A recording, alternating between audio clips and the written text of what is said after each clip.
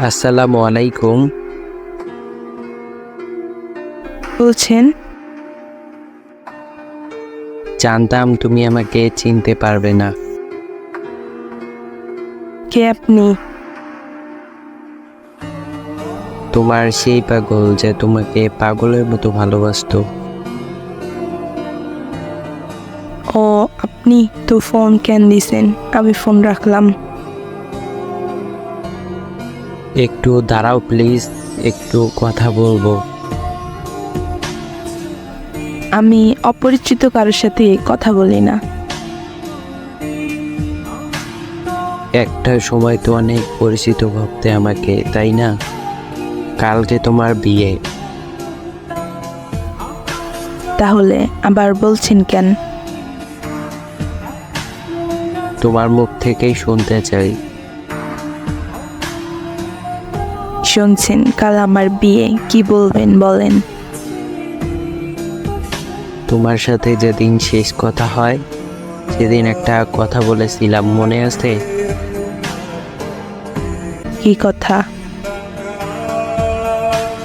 এটাও মনে নাই? বলেছিলাম যেদিন তোমার বিয়ে হবে সেদিন এই দুনিয়া থেকে হারিয়ে যাব। শুধু পাগলামি করবেন না। সত্যি আমার কপালটা একেবারেই খারাপ। ভেবেছিলাম আমার মুখের কথা শুনে তুমি বলবে। তুমি কি ভেবেছো তুমি মরে গেলে আমি বেঁচে থাকবো? কিন্তু ভুল ভেবেছিলাম, তুমি তো আমাকে ভালোই বাসনি কোনোদিন। জানো আমি একেবারেই একা হয়ে গেছি, বাসা থেকে চলে এসেছি। আমি থাকলে নাকি সবার সমস্যা হয়। এমন ভাবে কথা বলতেছেন কেন? বিষ খেয়েছি তো তাই এমন কষ্ট হচ্ছে। সমস্যা নেই, একটু পরেই নিশ্চুপ হয়ে যাব। কি কি কেন এমন করছো? জানো আমার অনেক কষ্ট হচ্ছে। তুমি এখন কোথায় আছো? বলতে পারবো না, আর জেনেও কোনো লাভ নেই, আমাকে বাঁচাতে পারবে না।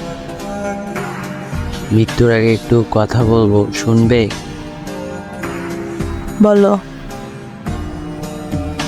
ওই এত কান্না করতেছো কেন? একটুও কান্না করবে না? জানো অনেক স্বপ্ন ছিল তোমাকে নিয়ে, তোমার কোলে মাথা রেখে ঘুমোবো। শোনো আমার সময় মনে হয় এখনই শেষ। ভালো থেকো। তুমি এমন কেন করলে? হ্যালো, ওই প্লিজ। আর এভাবেই ছেলেটি না ফেরার দেশে চলে যায়, আর মেয়েটা অনেক কান্না করতে থাকে। মেয়েটা কি বিয়ের পর সুখী হতে পারবে? আপনারাই কমেন্ট করে জানাবেন। আর হ্যাঁ, ভিডিওটা কেমন লাগছে অবশ্যই কমেন্টে জানাবেন। আর চ্যানেলটাকে সাবস্ক্রাইব করে আমাদের পাশেই থাকবেন।